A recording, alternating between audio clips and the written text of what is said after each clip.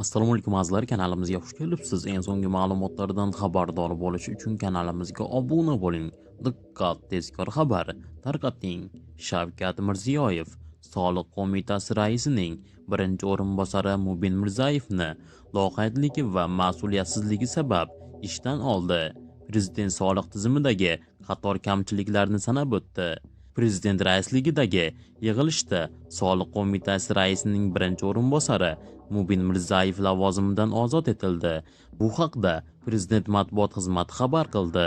Yig'ilishda Prezident Shayxontohur tumani soliq inspeksiyasi tomonidan Chorsu bozorida to'lov intizomi joyiga qo'yilmagani, Malika savdo kompleksida esa ahvol bundan ham ayanchli ekanini ko'rsatib o'tdi.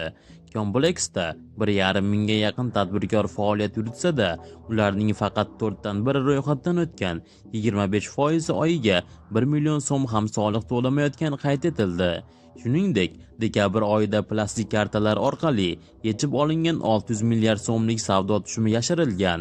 Toshkent shahri soliq boshqarmasi budjet rejasini yaxshi ishlayotgan tadbirkorlarga ortiqcha to'lov qildirish hisobidan bajarilayotgani qayd etildi. Jumladan 46,4 ming korxonadan 876 milliard so'm ortiqcha to'lov undirilgan. Ushbu yo'nalishga javobgar bo'lgan 7 yildan beri ishlab kelayotgan qo'mita raisining birinchi o'rinbosari Mubin Mirzayevning loqaydligi va mas'uliyatsizligi ko'rsatib o'tildi. U yig'ilishda ishdan olindi. Mubin Mirzayev ushbu lavozimda 2018-yil dekabridan buyon ishlab kelayotgandi. Manba Gazeta.uz. Eng so'nggi ma'lumotlardan xabardor bo'lish uchun kanalimizga obuna bo'ling.